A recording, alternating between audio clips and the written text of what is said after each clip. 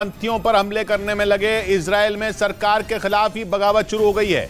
वहां हजारों लोगों ने सरकार पर हमला बोल दिया है। वो सड़कों पर उतर आए हैं। लोगों का गुस्सा इसलिए फूटा है क्योंकि वो तेल अवीव के शहर के पुलिस चीफ ने इस्तीफा दे दिया है और इसके पीछे उन्होंने सरकार के दबाव को वजह बताया है।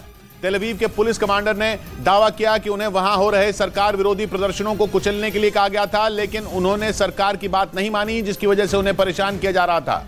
इसलिए तेल अवीव के पुलिस चीफ ने अपने पद से इस्तीफा दे दिया, जिसके बाद पूरा का पूरा इजराइल विद्रोह की आग में सुलग उठा। एक पुलिस वाले को इंसाफ दिलाने के लिए इजराइल की जनता बागी हो गई। वो सरकार के खिलाफ खड़ी हो गई। इस्तीफे का ऐलान तेल अवीव के पुलिस चीफ ने किया, इसलिए सबसे ज्यादा जोरदार प्रदर्शन भी वहीं हुआ। इजराइल के मीडिया में अनुमान जताया गया कि अकेले तेल अवीव शहर में करीब 20,000 लोगों ने सरकार पर हल्ला बोल दिया और पुलिस चीफ के जाने की खबर मिलते ही रात में ही घरों से निकल पड़े और तेल अवीव के मुख्य हाईवे पर कब्जा जमा लिया। सरकार के खिलाफ आवाज उठाने के लिए इजराइल का झंडा थामे प्रदर्शनकारी गाजे बाजे से लेकर पटाखों के साथ पहुंचे। उन्होंने हाईवे पर आतिशबाजी भी की और आग जलाकर उसके इर्द गिर्द नाचते भी दिखाई दिए। लेकिन हाईवे पर प्रदर्शन के दौरान कुछ लोगों के साथ एक भयानक घटना हुई, जिसका रोंगटे खड़े कर देने वाला वीडियो भी सामने आया, जिसमें एक कार प्रदर्शनकारियों को रौंदती नजर आई। तेल अवीव के हाईवे पर गाड़ियों से ज्यादा प्रदर्शनकारियों की भीड़ थी। पूरा का पूरा हाईवे जैम था। वो सफेद कार भी जैम में फंसी थी और आगे बढ़ने के लिए उसके ड्राइवर ने लोगों को टक्कर मारते हुए कार दौड़ा दी। एक शख्स तो कार के आगे गिरता हुआ भी दिखा। इसके बाद तो शांति से विरोध जता रहे प्रदर्शनकारी बुरी तरह भड़क गए और उन्होंने तेल अवीव शहर के मुख्य हाईवे से न हटने की कसम खा ली। वो पुलिस की सख्ती का सामना करने के लिए भी एकदम तैयार दिखे। और फिर सामने आई तस्वीरों में वो पुलिस के सामने बीच हाईवे पर कुंडली मारकर बैठे नजर आए। पानी की बौछार करने वाली एक गाड़ी प्रदर्शनकारियों पर जमकर वार करती दिखी, लेकिन वो अपनी जगह से टस से मस नहीं हुए। थक हार कर वाटर कैनन को ही अपना निशाना बदलना पड़ा। एक तस्वीर में तो एक प्रदर्शनकारी अकेला ही पुलिस के आगे डटा नजर आया। उस पर लगातार पानी की बौछार होती रही, मगर वो मैदान छोड़कर भागा नहीं। प्रदर्शनकारियों के ऐसे हौसले को देखकर पुलिस का दिमाग गर्म हो गया। वो घोड़े लेकर मैदान में उतर आई और उसने प्रदर्शनकारियों को हिरासत में लेना शुरू कर दिया। मगर इजराइल में लोगों ने तेल अवीव के पुलिस चीफ के साथ खड़े होकर सरकार को आंखें इसलिए दिखाई क्योंकि वो तेल अवीव में सरकार के खिलाफ प्रदर्शन करने वाले लोगों पर नरम रहे। बात यह है कि इजराइल की सरकार वहां की न्यायपालिका में बदलाव करना चाहती है, जिस पर लोग आग बबूला हैं, क्योंकि उनका मानना है कि इजराइल की सरकार जजों को अपनी मुट्ठी में करना चाहती है। इसलिए वो जनवरी से इजराइल की बेंजामिन नेतन्याहू सरकार के खिलाफ प्रदर्शन कर रहे हैं। उन प्रदर्शनों ने इजराइल की सरकार के नाक में दम कर दिया और कहा जाता है कि इजराइल के राष्ट्रीय सुरक्षा मंत्री उन प्रदर्शनकारियों पर डंडा चलाने का आदेश दे चुके हैं। मगर तेल अवीव के पुलिस चीफ अमी एशद ने ऐसा नहीं किया और अब उन्होंने दावा किया कि उन्हें लोगों को प्रदर्शन करने की आजादी देने की कीमत चुकानी पड़ी, क्योंकि उन पर काफी राजनीतिक दबाव बनाया गया, जिसकी वजह से वो इस्तीफा दे रहे हैं। और इजराइल के अंदर मचे बवाल के बीच उसके पड़ोसी लेबनान ने भी उस पर धावा बोल दिया। पर लेबनान से हुए रॉकेट हमले के बाद इजराइल ने ऐसा जोरदार जवाब दिया कि लेबनान का दक्षिणी इलाका बमों की आवाज से थर्रा गया। इससे पहले इजराइल ने आरोप लगाया कि लेबनान की तरफ से उसके एक शहर पर रॉकेट दागा गया, जिस पर इजराइल इतना भड़क गया कि उसने कुछ ही घंटों बाद इस हमले का जवाब दे दिया। इजराइल की सेना की तरफ से जारी वीडियो में दावा किया गया कि लेबनान के दक्षिण के एक इलाके में कई बम बरसाए गए। इजराइल की सेना के मुताबिक वहां मौजूद चरमपंथी संगठन हिजबुल्लाह के ठिकानों को निशाना बनाकर ये हमले किए गए। इजराइल के साथ चरमपंथी संगठन हिजबुल्लाह की पुरानी दुश्मनी है और ये संगठन कई बार चेतावनी दे चुका है कि उसका मकसद दुनिया से इजराइल का वजूद मिटाना है, क्योंकि इजराइल ने फिलिस्तीन, लेबनान, सीरिया और ईरान सभी जगह युद्ध जैसे हालात बना रखे हैं। माना जाता है कि हिजबुल्लाह के साथ इजराइल का सबसे बड़ा दुश्मन ईरान खड़ा है, जो उसकी पूरी मदद करता है। बड़ी खबर आ रही है देश के कई राज्यों में हो रही बारिश से जुड़ी। मूसलाधार बारिश ने कई राज्यों में तांडव मचा दिया, जबकि मौसम विभाग ने गोवा, केरल, गुजरात, उत्तराखंड और उत्तर प्रदेश में बारिश का रेड अलर्ट भी जारी कर दिया, जिसका मतलब यह हुआ कि अगले 2 दिनों में इन राज्यों में भारी से बहुत भारी बारिश होगी। हालांकि पहले से ही उत्तर से लेकर दक्षिण भारत तक बाढ़ और बारिश ने हाहाकार मचा रखा है। कुछ जगह सड़कों पर सैलाब बहता नजर आया तो कई नदियों का पानी खतरे के निशान को पार कर गया। उत्तराखंड में कुछ जगहों पर पहाड़ से पत्थर टूटकर सड़कों पर आ गए, लेकिन मध्य प्रदेश के बड़वानी जिले में से तो डरा देने वाली तस्वीरें सामने आई। वहां नदी की उफनती लहरें देखते ही देखते एक ट्रैक्टर को बहा ले गई। हादसा उस वक्त हुआ जब नदी से रेत भर रहे मजदूर सैलाब में फंस गए, जिससे उनका ट्रैक्टर देखते ही देखते सैलाब में बह गया। वहां नदी में पानी का बहाव अचानक इतना तेज हो गया कि मजदूरों को फंसे हुए ट्रैक्टर को निकालने का भी मौका नहीं मिला। वो जैसे तैसे अपना ट्रैक्टर नदी में छोड़कर भाग खड़े हुए।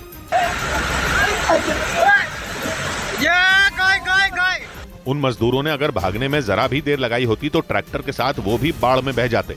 हालांकि नदी में बाढ़ आने से पहले उन्होंने फंसे हुए ट्रैक्टर को निकालने की पूरी कोशिश की, लेकिन वो इसमें कामयाब नहीं हो सके और उनका ट्रैक्टर सैलाब में किसी खिलौने की तरह इधर उधर पलटते हुए बह गया। हादसे के वक्त वो मजदूर नदी से रेत निकालकर ट्रैक्टर में भर रहे थे। वहीं मध्य प्रदेश के बुरहानपुर में भी मूसलाधार बारिश ने पूरे इलाके को डुबोकर रख दिया। वहां बारिश की वजह से कुछ जगहों पर कमर तक पानी भर गया, जिसका एक डरावना वीडियो भी सामने आया, जिसमें एक एम्बुलेंस कमर तक भरे पानी में फंसी नजर आई। और सैलाब के बीच 8 से 10 लोग उस एम्बुलेंस को पीछे से धक्का देते दिखाई दिए। एमपी के बुरहानपुर में भारी बारिश ने ऐसी तबाही मचाई कि ज्यादातर इलाके पानी में डूब गए। शनवारा चौक इलाके में तो कमर तक बारिश का पानी भर गया और वहां से जो वीडियो सामने आया उसमें वो एम्बुलेंस फंसी दिखी। बताया गया कि वो एम्बुलेंस अस्पताल की ओर जा रही थी, लेकिन सैलाब से गुजरने के दौरान उस एम्बुलेंस के इंजन में पानी घुस गया और वो बंद हो गई, जिसके बाद धक्का देकर लोग उसे पानी से बाहर निकालते नजर आए। हालांकि गनीमत ये रही कि उस एम्बुलेंस में कोई मरीज नहीं था। और बुरहानपुर से ही बाढ़ का हैरान कर देने वाला एक और वीडियो सामने आया, जिसमें सड़कों पर कमर तक पानी भरा नजर आया। इस बाढ़ से लोग जूझते दिखाई दिए, क्योंकि वहां महज कुछ ही घंटों की बारिश के बाद चारों तरफ सैलाब उमड़ा है और कई इलाकों में सड़कें तालाब में तब्दील हो गई, जिसकी वजह से वहां आने जाने वाले लोगों की मुश्किलें बढ़ गईं। बुरहानपुर से जो तस्वीरें सामने आई उनमें एक मोटरसाइकिल सवार पानी के बीच संघर्ष करता दिखा। उसे कई लोग धक्का देकर निकालते दिखे। वहीं कई जगह घुटनों तक पानी भरा नजर आया और लोग कमर तक पानी में डूब कर जाते दिखे। वहीं एक वीडियो में एक ऑटो रिक्शा फंसा दिखा तो लोग उसकी मदद करते दिखाई दिए। इस बीच एक और तस्वीर में एक स्कूटर सवार भी सड़क पर आए सैलाब में फंसा दिखाई दिया। कई लोग मोटरसाइकिल को धक्का देकर जाते नजर आए। वहीं बुरहानपुर में आई इस बाढ़ के बीच एक पुलिसकर्मी अपनी ड्यूटी निभाता दिखाई दिया। उधर उत्तराखंड की राजधानी देहरादून में कुछ ही घंटों में इतनी जोरदार बारिश हुई कि पूरे शहर में तबाही आ गई। सड़कों का हाल किसी नदी जैसा हो गया, जिसमें गाड़ियां रेंगती नजर आईं। क्योंकि बारिश की वजह से देहरादून की हर सड़क पर बस पानी ही पानी नजर आया। आसमान से बरसी आफत के बाद वहां से जो वीडियो सामने आया उसमें सड़क किनारे खड़ी कई कारें छत तक डूबी नजर आईं। 3 फीट से ज्यादा भर चुके बारिश के पानी को चीरते हुए एक बस वहां से गुजरती दिखी। हालांकि उसका भी ज्यादातर हिस्सा पानी में डूबा दिखाई दिया। बारिश से बीच सड़क पर बने गड्ढों ने लोगों की मुसीबत और ज्यादा बढ़ा दी। एक कार सड़क किनारे बने गड्ढे में फंसी दिखाई दी, जिसे निकालने के लिए लोगों को काफी मशक्कत करनी पड़ी। वहीं सड़क पर भरे पानी की वजह से एक गाड़ी खराब हो गई, जिसे बाद में धक्का लगाकर ले जाना पड़ा। इस बीच उत्तराखंड के चमोली से डराने वाला एक वीडियो सामने आया, जहां तेज बारिश के बाद बद्रीनाथ नेशनल हाईवे पर एक बार फिर पहाड़ खिसक गया, जिसकी वजह से हाईवे बंद करना पड़ा। और इसका जो वीडियो सामने आया उसमें पहाड़ से मलबा गिरता नजर आया। भारी बारिश की वजह से यहां पहाड़ का आधा हिस्सा टूट गया और काफी देर तक उसका मलबा बद्रीनाथ नेशनल हाईवे पर गिरता रहा। ऐसे में थोड़ी ही देर में हाईवे पर मलबा जमा हो गया, जिसकी वजह से हाईवे बंद करना पड़ा।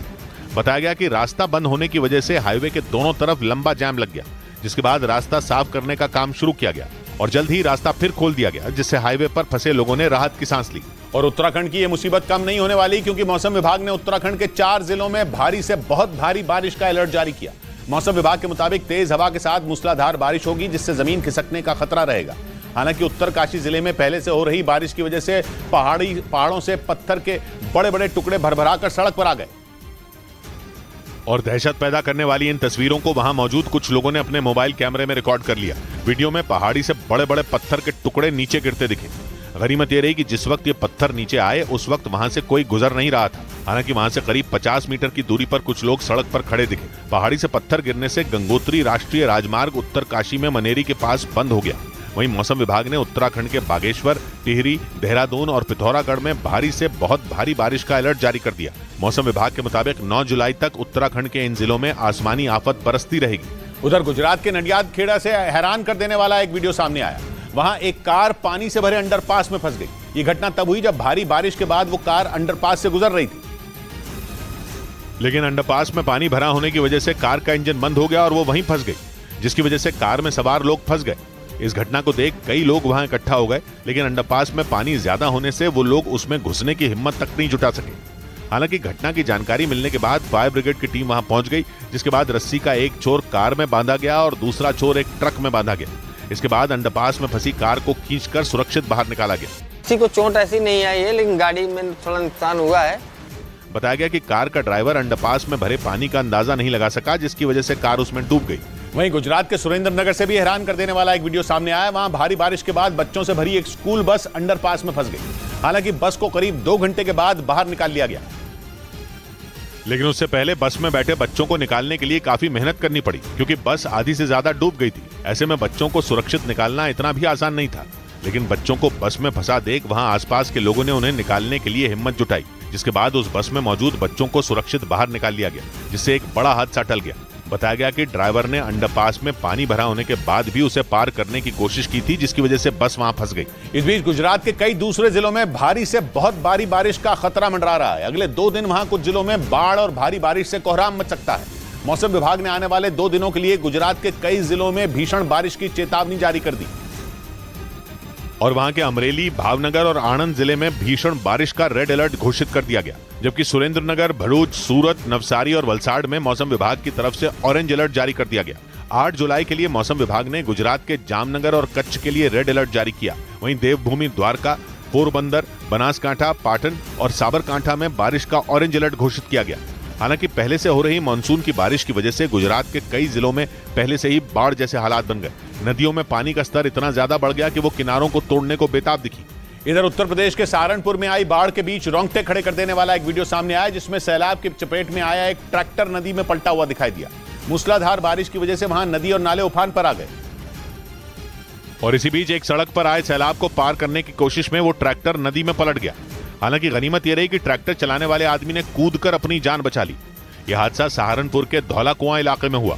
नदी में ट्रैक्टर पलटने की जानकारी मिलते ही वहां लोगों की भीड़ जमा हो गई। बाद में इलाके के लोगों की मदद से उस ट्रैक्टर को बाहर निकाल लिया गया। एक रोज पहले भी इसी इलाके में नदी के बीचों बीच एक कार फंस गई थी। उस कार में 5 लोग सवार थे, जिन्हें पुलिस ने इलाके के लोगों के साथ मिलकर सुरक्षित बचा लिया था। वहीं उत्तर प्रदेश के हापुड़ में भारी बारिश के बीच हैरान कर देने वाला एक वीडियो सामने आया, जिसमें पानी में डूबे हुए एक अंडरपास के बीचों बीच एक कार फंसी हुई नजर आई और इस दौरान उस कार में सवार 2 लोग मदद की गुहार लगाते दिखे। हापुड़ में मूसलाधार बारिश के बाद महमूदपुर गांव में एक रेलवे अंडरपास में कई फीट तक पानी भर गया, लेकिन उस कार सवार ने पानी में डूबे अंडरपास को पार करने की कोशिश की। इसी दौरान वो कार अंडरपास के बीच में फंस गई, जिसके बाद उसमें सवार लोग मदद की गुहार लगाने लगे। तभी वहां मौजूद कुछ लोग मदद के लिए आगे आए और उन दोनों लोगों को सुरक्षित बाहर निकाल लिया। इस बीच उत्तर प्रदेश के फतेहपुर जिले में आसमानी बिजली गिरने से 6 लोगों की मौत हो गई। बीते 4 दिनों से उत्तर प्रदेश के अलग अलग जिलों में हो रही मानसून की बारिश ने कोहराम मचा दिया। कहीं लोगों के घरों में पानी आ गया, कहीं सड़कें दरिया बन गई, जिसकी वजह से लोगों को काफी परेशानी का सामना करना पड़ा। पश्चिमी उत्तर प्रदेश के कई शहरों में बारिश के बाद बाढ़ जैसे हालात बन गए। इस बीच मौसम विभाग ने उत्तर प्रदेश के 15 जिलों में भारी बारिश का अलर्ट जारी कर दिया। मौसम विभाग ने तेज बारिश के साथ आसमानी बिजली गिरने की भी चेतावनी दी। हालांकि बीते 4 दिन में उत्तर प्रदेश के कई जिलों से आसमानी बिजली गिरने की कई घटनाएं सामने आ चुकी हैं। फतेहपुर जिले के अलग अलग इलाकों में बिजली गिरने से 6 लोगों ने जान गंवा दी, जबकि 5 लोग गंभीर रूप से झुलस गए।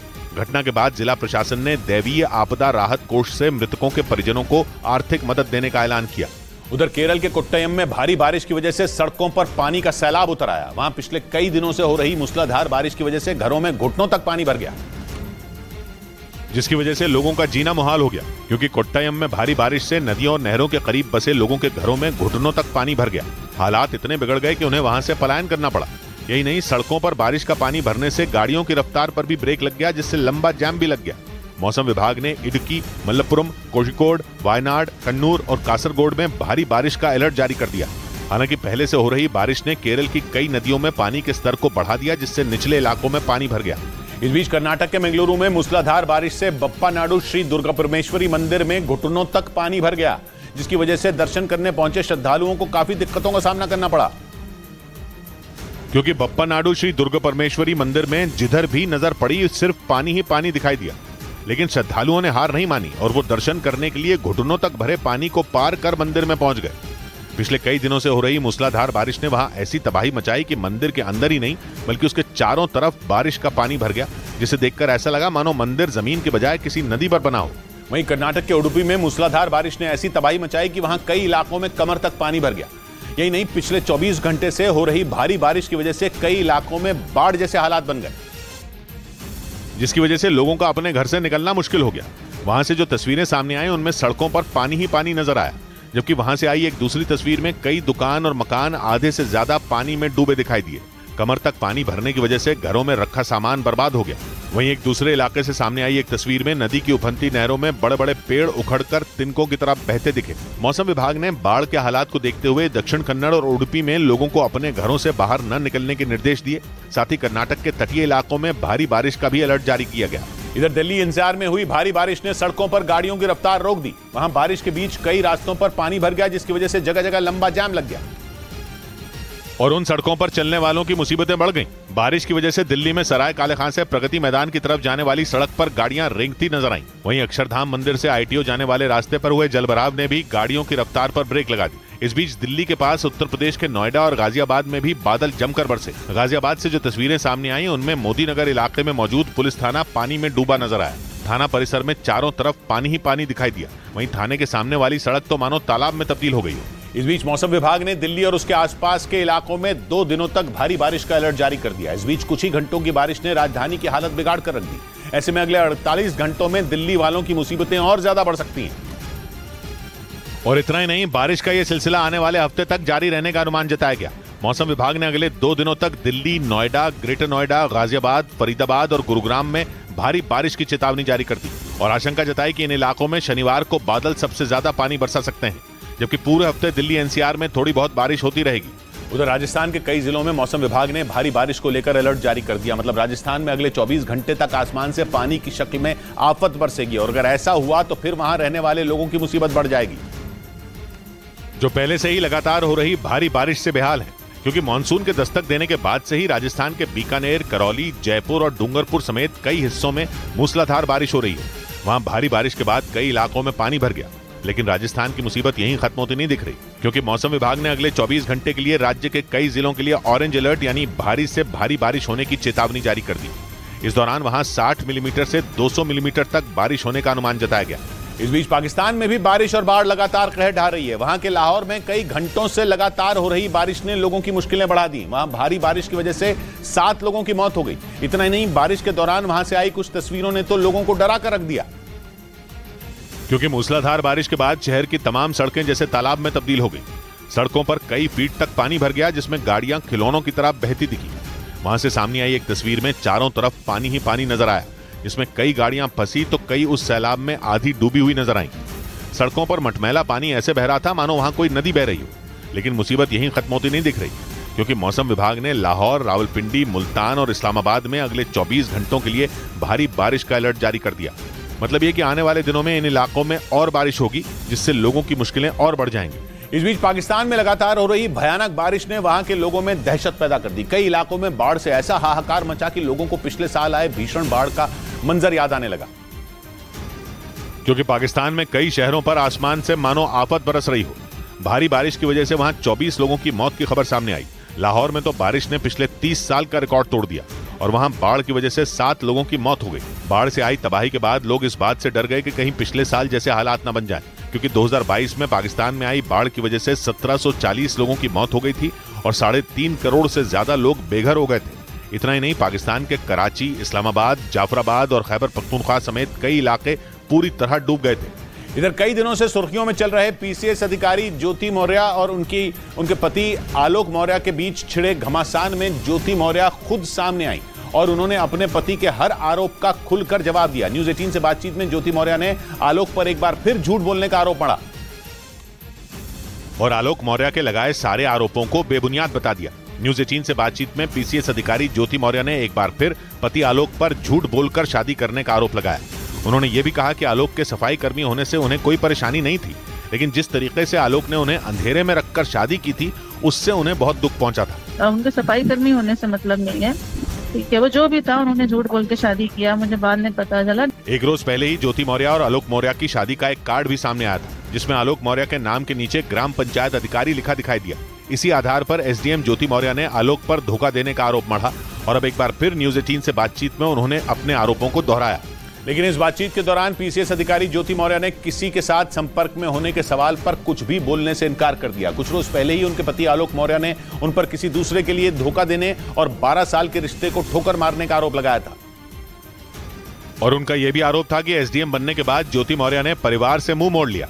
सबूत के तौर पर आलोक मौर्य ने पत्नी ज्योति मौर्य की WhatsApp चैट भी सार्वजनिक की थी, जिसके आधार पर उन्होंने ये आरोप लगाया था कि उत्तर प्रदेश के गाजियाबाद में तैनात होमगार्ड कमांडेंट मनीष दुबे के साथ वो 2020 से ही संपर्क में है। लेकिन न्यूज़ 18 से बातचीत के दौरान ज्योति मौर्य ने आलोक के इन आरोपों पर कुछ भी कहने से इनकार कर दिया। मैं पर्सनल मैटर बताया मैंने, मेरा मैट्रिमोनियल केस ऑलरेडी आलोक के ये सब कहने से पहले से ही मेरा मैट्रिमोनियल केस चल रहा है कोर्ट में। हालांकि उन्होंने ये जरूर कहा कि आलोक के साथ उनका रिश्ता खत्म हो चुका है और उनके तलाक का केस कोर्ट में है और आलोक मौर्य का आरोप है कि उत्तर प्रदेश के बरेली में तैनात उनकी पत्नी ज्योति मौर्य होमगार्ड कमांडेंट मनीष दुबे के साथ मिलकर उनकी हत्या की साजिश रचने में जुटी हैं ताकि उन दोनों के लिए आगे का रास्ता साफ हो जाए। और आलोक मौर्य का आरोप है कि उन्हें रास्ते से हटाने के लिए उनकी पत्नी ज्योति मौर्य किसी भी हद तक जा सकती हैं। उन्होंने ये भी आरोप लगाया कि ज्योति मौर्य गाजियाबाद में तैनात होमगार्ड कमांडेंट मनीष दुबे के साथ मिलकर उनकी हत्या करवाना चाहती हैं। मेरी पत्नी सर मेरी जान लेना चाहती हैं, मुझे सिर्फ फोन करके कही है कि ये जांच सब रुकवा दो, नहीं तो तुम्हारी जान चली जाएगी। यही नहीं, पंचायती राज विभाग के कर्मचारी आलोक मौर्य ने एसडीएम ज्योति मौर्य पर फोन करके धमकी देने का भी आरोप लगाया। उनका आरोप है कि ज्योति के इशारे पर उनके भाई सचिन मौर्य उनकी हत्या करने की ताक में है। हालांकि पीसीएस अधिकारी ज्योति मौर्य ने इन आरोपों को सिरे से खारिज कर दिया। इसी बीच न्यूज 18 से बातचीत के दौरान पीसीएस अधिकारी ज्योति मौर्य ने पति आलोक मौर्य के पढ़ा लिखा कर अधिकारी बनाने के दावे पर तंज कसा, क्योंकि कुछ रोज पहले आलोक ने यह दावा किया था कि उन्होंने पत्नी ज्योति को अफसर बनाने के लिए अपनी पूरी ताकत झोंक दी थी।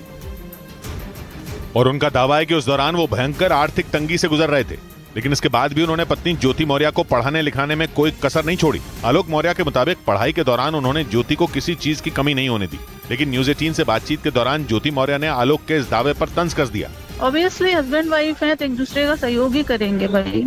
पीसीएस अधिकारी ज्योति मौर्य के मुताबिक आलोक मौर्य ने उनका सहयोग किया जो हर पति अपनी पत्नी के लिए करता है, लेकिन उन्हें कामयाबी अपनी मेहनत के दम पर मिली। जबकि आलोक मौर्य ने यह दावा किया था कि पत्नी ज्योति मौर्य को उन्होंने अपने दम पर पढ़ा लिखाकर पीसीएस अधिकारी बनाया। एसडीएम ज्योति मौर्य के पति आलोक मौर्य उत्तर प्रदेश के प्रतापगढ़ में पंचायती राज विभाग में कर्मचारी हैं।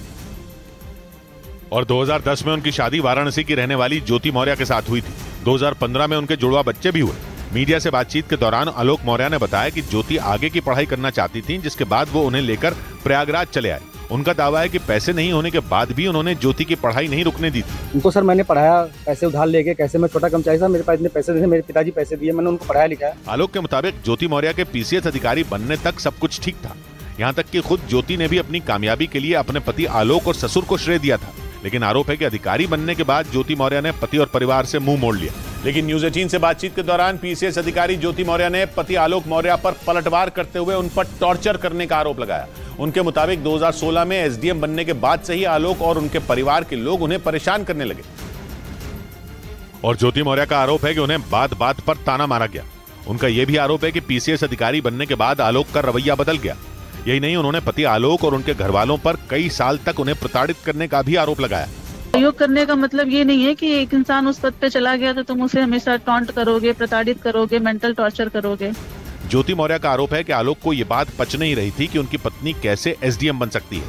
इसी वजह से वो उन्हें परेशान करने लगे, जिससे तंग आकर उन्होंने उनसे तलाक लेने का फैसला कर लिया। और तो और न्यूज 18 से बातचीत में एसडीएम ज्योति मौर्य ने पति आलोक पर पति पत्नी के झगड़े को सार्वजनिक करने का भी आरोप मढ़ दिया, क्योंकि पिछले 2 हफ्तों से पीसीएस अधिकारी ज्योति मौर्य और उनके पति के बीच का विवाद सुर्खियों में। और ज्योति मौर्य का आरोप है कि इन 2 हफ्तों के दौरान आलोक मौर्य ने उन पर कई झूठे आरोप लगाए। न्यूज 18 से बातचीत में एसडीएम ज्योति मौर्य ने कहा कि पति आलोक के साथ उनका झगड़ा एक सामान्य झगड़ा था जो हर पति और पत्नी के बीच होता है, लेकिन उनका आरोप है कि आलोक ने पति पत्नी के इस झगड़े को सार्वजनिक कर दिया। कितना भी रिश्ता खराब हो जाता है, इंसान अलग होने के लिए लीगली मैं तो प्रोसेस कर रही थी, बट उन्होंने छोड़िए, कोई बात नहीं। न्यूज 18 से बातचीत में ज्योति मौर्य ने यह दलील दी कि पति पत्नी के बीच तलाक का यह मामला कोई पहला केस नहीं है। उनका आरोप है कि आलोक ने जिस तरह उनके 12 साल के रिश्ते को सार्वजनिक किया, उससे उन्हें बहुत तकलीफ पहुंची। लेकिन इसी बीच आलोक मौर्य ने अपनी पत्नी ज्योति मौर्य पर नया आरोप मढ़ दिया। उनका आरोप है कि ज्योति मौर्य उन्हें उनकी बेटियों तक से मिलने नहीं दे रही, जबकि बार बार वो उनसे अपनी बेटियों से मिलने देने के लिए मिन्नतें कर रहे हैं। लेकिन उनकी लाख मिन्नतें करने के बाद भी एसडीएम ज्योति मौर्य का दिल नहीं पिघला। आलोक मौर्य का आरोप है कि ज्योति मौर्य अपने पद का गलत इस्तेमाल कर उन्हें उनकी बेटियों तक से मिलने नहीं दे रही। आलोक मौर्य के मुताबिक ज्योति मौर्य से उनकी 2010 में शादी हुई थी। 2015 में ज्योति मौर्य ने जुड़वा बेटियों को जन्म दिया था। आलोक का आरोप है कि पीसीएस अधिकारी बनने के बाद ज्योति ने उन्हें ठोकर मार दी और अब वो जानबूझकर बेटियों को उनके पिता से मिलने नहीं दे रही। मेरी सर 9 साल की बेटियां हैं सर, और मेरी बेटियों से मिलने नहीं दिया जा रहा है सर। हालांकि ज्योति मौर्य ने न सिर्फ पति आलोक मौर्य के आरोपों को खारिज किया, बल्कि उन्हें झूठा तक बता दिया। बड़ी खबर आ रही है बेलारूस से। वहां के राष्ट्रपति अलेक्जेंडर लुकाशेंको ने बड़ा दावा किया। लुकाशेंको ने बताया कि वैगनर चीफ येवगेनी प्रिगोजिन रूस में ही हैं, जबकि पिछले महीने वैगनर ग्रुप की बगावत के बाद रूस के राष्ट्रपति पुतिन ने येवगेनी प्रिगोजिन को देश से बाहर कर दिया था। तब उनके बेलारूस में शरण लेने की खबरें सामने आई थी, लेकिन अब बेलारूस के राष्ट्रपति अलेक्जेंडर लुकाशेंको खुद कह रहे हैं कि प्रिगोजिन रूस में ही मौजूद है, और वो भी पुतिन के शहर सेंट पीटर्सबर्ग में। मतलब ये कि लुकाशेंको ये दावा कर रहे हैं कि प्रिगोजिन बेलारूस से निकलकर रूस लौट चुके हैं। हालांकि वैगनर चीफ येवगेनी प्रिगोजिन के सटीक लोकेशन की जानकारी किसी के पास नहीं है। 24 जून को वैगनर ग्रुप ने रूस के खिलाफ विद्रोह का ऐलान किया था। उसके लड़ाके यूक्रेन के कैंप छोड़कर रूसी सीमा में दाखिल हो गए और राजधानी मॉस्को की तरफ कूच कर दिया था।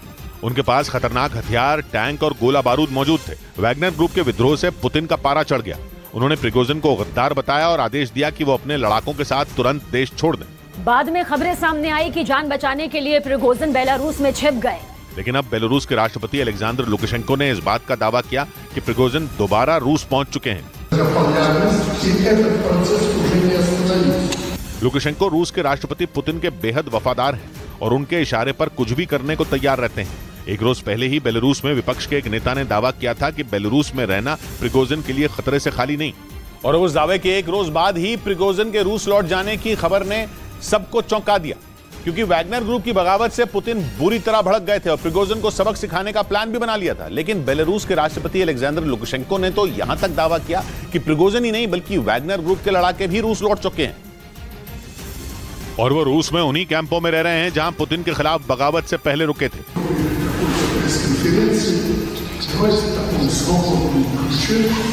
हालांकि लुकाशेंको ने अपने बयान में इस बात का जिक्र नहीं किया कि रूस में वैगनर ग्रुप के लड़ाकों की सटीक लोकेशन कहां है। रूस की तरफ से भी प्रिगोजिन और उनके लड़ाकों के लौटने की खबर पर कोई प्रतिक्रिया नहीं आई। इधर रूस के मीडिया में छपी खबरों के मुताबिक प्रिगोजिन के खिलाफ अब भी जांच तेजी से चल रही है। और लुकाशेंको के इस दावे के बीच यूक्रेन की खुफिया एजेंसी के चीफ ने वैगनर चीफ को खौफ से भर देने वाला एक बड़ा ऐलान कर दिया कि पुतिन ने उनकी हत्या का प्लान तैयार कर लिया। दावा किया गया कि पुतिन के इशारे पर रूस की खुफिया एजेंसी किसी भी वक्त प्रिगोजिन को मौत के घाट उतार सकती है। और यूक्रेन की खुफिया एजेंसी के चीफ किरिलो बुदानोव ने यह दावा यूक्रेन के एक अखबार को दिए इंटरव्यू में किया। किरिलो बुदानोव के मुताबिक रूस में वैगनर ग्रुप की बगावत ने पुतिन का खून खौला दिया और उस विद्रोह के फौरन बाद उन्होंने अपनी खुफिया एजेंसी एफएसबी के अफसरों के साथ बैठक की और उस बैठक में पुतिन ने येवगेनी प्रिगोजिन का काम तमाम करने का आदेश दे दिया। दावा किया गया कि इसके बाद ही एफएसबी ने वैगनर ग्रुप के मुखिया की हत्या का प्लान तैयार किया और अब उस प्लान के तहत किसी भी वक्त येवगेनी प्रिगोजिन को मौत के घाट उतारा जा सकता है। यदि पुतिन से बगावत करने वाले वैगनर चीफ येवगेनी प्रिगोजिन की जान खतरे में पड़ गई। इसी बीच रूस ने प्रिगोजिन की कोई भी जानकारी होने से इनकार कर दिया। हालांकि बेलारूस के राष्ट्रपति ने यह दावा किया कि वैगनर चीफ बेलारूस से रूस लौट गए और वो रूस के सेंट पीटर्सबर्ग शहर में मौजूद हैं। लेकिन पश्चिमी मीडिया के मुताबिक रूसी सरकार के प्रवक्ता ने वैगनर चीफ येवगेनी प्रिगोजिन के बारे में कोई भी जानकारी होने से साफ इनकार कर दिया। इतना ही नहीं, उनके मुताबिक वैगनर ग्रुप के विद्रोह के बाद रूस ने येवगेनी प्रिगोजिन से कोई बातचीत नहीं की। दावा यह भी किया गया कि 24 जून को हुए विद्रोह के बाद से ही वैगनर ग्रुप के मुखिया पुतिन के सबसे बड़े दुश्मन बन गए। ऐसे में आशंका जताई गई कि कहीं पुतिन ने बगावत का बदला लेने के लिए प्रिगोजिन को ठिकाने तो नहीं लगा दिया। उधर रूस की सेना की एक स्पेशल टीम ने सेंट पीटर्सबर्ग में वैगनर ग्रुप के हेडक्वार्टर और येवगेनी प्रिगोजिन के घर पर छापा मारा। हथियारों से लैस कुछ कमांडो ने पूरे घर और दफ्तर के चप्पे चप्पे को खंगाला, जिसका एक वीडियो भी सामने आया, जिसमें हथियारों से लैस कमांडो घर के एक हिस्से में शामिल होते दिखे और एक एक कमरे की तलाशी लेते नजर आए। इस दौरान जांच टीम ने प्रिगोजिन के घर से चलाए जा रहे न्यूज चैनल के ऑफिस को भी खंगाला। छापेमारी में जुटे कमांडो उस वक्त दंग रह गए जब पार्किंग एरिया में नोटों से भरी एक गाड़ी नजर आई। गाड़ी के अंदर अलग अलग पैकेट में नोट भरकर रखे गए थे, जिन्हें जब्त कर लिया गया। छापेमारी के दौरान येवगेनी प्रिगोजिन के घर के सामने एक हेलीकॉप्टर भी नजर आया, जिसे जांच टीम अपने साथ ले गई। पिछले महीने 24 जून को वैगनर ग्रुप के विद्रोह के बाद पुतिन ने वैगनर ग्रुप के चीफ के साम्राज्य पर शिकंजा कसना शुरू कर दिया और ये कार्रवाई भी उसी का एक हिस्सा बताई गई। इधर मध्य प्रदेश के मुख्यमंत्री शिवराज सिंह चौहान ने सीधी कांड के पीड़ित का पैर धोकर सम्मान किया। आदिवासी समुदाय के उस आदमी पर पेशाब करने का एक वीडियो सोशल मीडिया पर वायरल हुआ था, जिसके बाद शिवराज सिंह चौहान ने उस पीड़ित से मुख्यमंत्री आवास में मुलाकात की, जहां उन्होंने अपने हाथों से आदिवासी समुदाय के उस आदमी के पैर धोए। पीड़ित के पैर धोने के बाद मुख्यमंत्री ने उसी पानी को अपने माथे से लगाया। इसके बाद शिवराज सिंह चौहान ने उस आदमी को तिलक लगाया और उनकी आरती उतारी। बाद में उन्होंने उसका सम्मान करते हुए उसे भगवान गणेश की मूर्ति भी भेंट की। इस दौरान शिवराज सिंह चौहान ने पीड़ित से उस घटना के लिए माफी मांगी। मुझे बहुत दुख हुआ वो घटना देख के, मेरे लिए तो जनता ही भगवान है। इसके साथ ही मध्य प्रदेश के मुख्यमंत्री ने मामले के आरोपी को सख्त सजा दिलवाने का भी भरोसा दिया। सीधी कांड के आरोपी प्रवेश शुक्ला को पुलिस पहले ही गिरफ्तार कर जेल में बंद कर चुकी है। इस बीच मध्य प्रदेश के सीधी कांड के आरोपी प्रवेश शुक्ला पर पुलिस सख्त हो गई। पुलिस वालों ने आरोपी का कॉलर पकड़कर उसे पीटते हुए अपनी गाड़ी में बिठाया। एक दिन पहले एक वीडियो वायरल हुआ था, जिसे लेकर यह आरोप लगाया गया कि कोर्ट जाते वक्त प्रवेश शुक्ला अकड़ में चल रहा था। लेकिन अगले ही दिन पुलिस ने आरोपी प्रवेश शुक्ला पर सख्ती बरती। मेडिकल जांच के लिए जाते वक्त पुलिस वालों ने उसका कॉलर पकड़ा और उसे पीटते हुए अपनी गाड़ी में बिठाया। गाड़ी खोल के रखो, पकड़ो आप भी, पकड़ो। इससे एक दिन पहले एक वीडियो वायरल हुआ था जिसके बाद यह आरोप लगाया गया था कि गिरफ्तारी के बाद भी प्रवेश शुक्ला अकड़ में चल रहा था। उस पर नशे की हालत में आदिवासी समुदाय के एक आदमी पर पेशाब करने का आरोप है, जिसके बाद मुख्यमंत्री शिवराज सिंह चौहान के निर्देश पर प्रवेश शुक्ला के खिलाफ एनएसए लगाकर उसके घर पर बुलडोजर चलवा दिया गया था। इस बीच सीधी में हुई इस शर्मनाक घटना के बाद पीड़ित परिवार के घर पर जुटे नेताओं का कुछ महिलाओं ने विरोध किया। इस मामले के सामने आने के बाद से ही आदिवासी समुदाय के उस आदमी के घर नेताओं के पहुंचने का सिलसिला जारी है। लेकिन इसी बीच जब कांग्रेस और बीजेपी के कुछ नेता पीड़ित परिवार से मिलने पहुंचे तो वहां मौजूद महिलाएं भड़क गईं। नेताओं का विरोध करते हुए कई महिलाओं ने उन्हें चप्पल तक दिखा दी। उस वक्त पीड़ित परिवार के घर पर कांग्रेस नेता और पूर्व मंत्री अजय सिंह समेत कई कार्यकर्ता बैठे थे, जबकि बीजेपी विधायक केदारनाथ शुक्ला भी अपने समर्थकों के साथ वहां मौजूद थे। लेकिन जैसे ही नेताओं के आने का सिलसिला शुरू हुआ, वहां के हालात बिगड़ने लगे। घटना से नाराज लोगों ने नेताओं का विरोध शुरू कर दिया। हालांकि बाद में पुलिस अधिकारियों के समझाने के बाद लोगों का गुस्सा शांत हुआ। उधर अमेरिका ने दावा किया कि ईरान फिर अपनी सीमा के पास समंदर से गुजर रहे तेल के 2 टैंकर जब्त करने की फिराक में था, मगर अमेरिका की नौसेना ने ईरान के प्लान पर पानी फेर दिया। ईरान कई बार तेल लेकर जा रहे पानी के जहाजों को जब्त कर चुका है और अभी अप्रैल और मई में उसने एक हफ्ते के अंदर तेल के 2 टैंकर अपने कब्जे में ले लिए थे। यही वजह है कि अमेरिका उस पर समंदर में दादागिरी करने का आरोप लगाता है। इसलिए इस बार अपने दावे को साबित करने के लिए अमेरिका ने एक वीडियो भी जारी किया, जिसमें समंदर में एक तरफ ईरान का एक जंगी जहाज नजर आया और उसके सामने तेल का टैंकर दिखा। कुछ ही देर बाद उस टैंकर के ऊपर कुछ चमकने लगा। अमेरिका ने दावा किया कि ये ईरान की तरफ से उस पर चलाई गई गोलियां थी। अमेरिका के एक अधिकारी ने बताया कि तेल का वो टैंकर यूएई से अमेरिका जा रहा था, मगर ओमान के पास ईरान के जहाज ने उस पर फायरिंग कर दी। पर जैसे ही अमेरिका ने अपना जहाज भेजा तो ईरान वहां से निकल गया। अमेरिका ने दावा किया कि इससे कुछ घंटे पहले भी ईरान के एक दूसरे जहाज ने एक दूसरे तेल के टैंकर को जब्त करने की कोशिश की थी, मगर अमेरिका ने उसे भी बचा लिया। इस बीच अमेरिका में पुलिस वालों पर हमलों के आरोप में 16 लोगों को गिरफ्तार कर लिया गया। उन पर आरोप है कि उन्होंने पुलिस की गाड़ी पर पटाखे फोड़े, जिसका एक वीडियो भी सामने आया, जिसमें कुछ लोग अमेरिका के मिनेसोटा में सड़क पर हुड़दंग करते दिखे और उनके हाथों में कुछ पटाखे भी नजर आए, जिन्हें वो जलाकर सड़क पर आती जाती गाड़ियों की तरफ फेंकते दिखे। इस दौरान आरोपियों ने पुलिस की गाड़ी को भी निशाना बनाकर पटाखे फोड़े, जिसके बाद उन्हें पुलिस पर हमला करने के आरोप में गिरफ्तार कर लिया गया। घटना 4 जुलाई की बताई गई। उस दिन अमेरिका में आजादी का जश्न मनाया जा रहा था। इधर बिहार के वैशाली में आरजेडी के स्थापना दिवस का जश्न मनाने के लिए भैंस पर चढ़े पार्टी के एक नेता जमीन पर गिर पड़े। राष्ट्रीय जनता दल के 27वें स्थापना दिवस पर बिहार में जगह जगह पार्टी के नेताओं ने कार्यक्रमों का आयोजन किया और पार्टी के स्थापना दिवस का जश्न मनाया। और इस मौके पर वैशाली में आरजेडी के नेता केदार यादव ने भी अनोखे अंदाज में जश्न मनाने की सोची, जिसके लिए उन्होंने भैंस पर खड़े होकर केक काटने की कोशिश की, लेकिन उनका संतुलन बिगड़ा और वो जमीन पर गिर गए, जिससे उनके सिर पर चोट लग गई और अपने समर्थकों के सामने वो अपनी किरकिरी करा बैठे। जश्न के चक्कर में उनकी सनक उन्हीं पर भारी पड़ गई। ये पूरी घटना वहां पर इकट्ठा हुए उनके समर्थकों के मोबाइल कैमरे में रिकॉर्ड हो गई, जो अपने नेता के अनोखे अंदाज का वीडियो बना रहे थे। लेकिन इसके बाद भी वो माने नहीं, बल्कि दोबारा भैंस पर चढ़कर उन्होंने केक काटा और जश्न मनाया। उधर मध्य प्रदेश के ग्वालियर में प्रियंका गांधी के कार्यक्रम की तैयारियों के बीच कांग्रेस के कुछ कार्यकर्ता आपस में भिड़ गए। कांग्रेस के मुताबिक चुनावी सभा में शामिल होने के लिए प्रियंका गांधी 21 जुलाई को ग्वालियर आएंगी, जिसके लिए वहां चल रही तैयारियों के बीच कांग्रेस के कुछ कार्यकर्ताओं ने एक दूसरे से धक्का मुक्की की। तभी एक गुट के समर्थकों ने दूसरे गुट के एक नेता की गाड़ी पर हमला कर दिया। उन्होंने डंडे से वार कर उस गाड़ी के शीशे चकनाचूर कर दिए। इससे पहले कांग्रेस के कई कार्यकर्ता आपस में बहस करते नजर आए। उनके बीच काफी देर तक बहसबाजी होती रही। बताया गया कि राज्य के पूर्व मंत्री जयवर्धन सिंह के स्वागत के मुद्दे पर वहां विवाद शुरू हुआ, जो थोड़ी ही देर बाद हंगामे में तब्दील हो गया। ग्वालियर में 21 जुलाई को प्रियंका गांधी का चुनावी कार्यक्रम है और उसी को लेकर वहां तैयारियां चल रही थी। इस बीच यूक्रेन की मिलिट्री ने दावा किया कि उन्होंने डोनेस्क के मकीवका इलाके में रूस के एक हथियार डिपो को तबाह कर दिया। यूक्रेन का दावा है कि इस मिसाइल अटैक में रूस को भारी नुकसान हुआ और रूस के हथियारों का जखीरा तबाह हो गया। इस हमले का एक वीडियो भी सामने आया, जिसमें आग की लपटों के साथ धुएं का गुबार उठता नजर आया और धमाके की तेज आवाज भी सुनाई दी। वहीं रूस ने यूक्रेन के दावे से इनकार करते हुए आरोप लगाया कि यूक्रेन ने उनके हथियार डिपो पर नहीं, बल्कि रिहायशी इलाके पर मिसाइल दागी। रूस का आरोप है कि यूक्रेन ने उनके एक अस्पताल और रिहायशी इमारत को निशाना बनाया, जिसमें एक आदमी की मौत हो गई, जबकि 36 लोग घायल बताए गए। हालांकि यूक्रेन ने रूस के सभी आरोपों को गलत बताया। वहीं यूक्रेन ने दावा किया कि रूस ने वहां के लवीव शहर में भीषण हमला कर दिया, जिसे वहां के मेयर ने रूस की तरफ से लवीव पर किए गए अब तक के हमलों में सबसे घातक बताया। इस हमले में 4 लोगों की मौत हो गई जबकि 9 लोग जख्मी हो गए। और इस हमले के बाद का जो वीडियो सामने आया उसमें चारों तरफ मलबा बिखरा दिखा। यूक्रेन ने दावा किया कि रूस के इस हमले में वहां की 60 रिहायशी इमारतों और 50 गाड़ियों को नुकसान पहुंचा। वहां के मेयर ने दावा किया कि लवीव पर रूस का यह अब तक का सबसे बड़ा हमला था, जिसमें वहां की इमारतें ताश के पत्तों की तरह ढह गईं और आसपास खड़ी गाड़ियों के परखचे उड़ गए, जिसकी वजह से उनके मलबे में कई लोगों के दबे होने की आशंका जताई गई। वहां से जो वीडियो सामने आया उसमें वहां के सुरक्षाकर्मी मलबे के बीच लोगों की तलाश करते दिखाई दिए।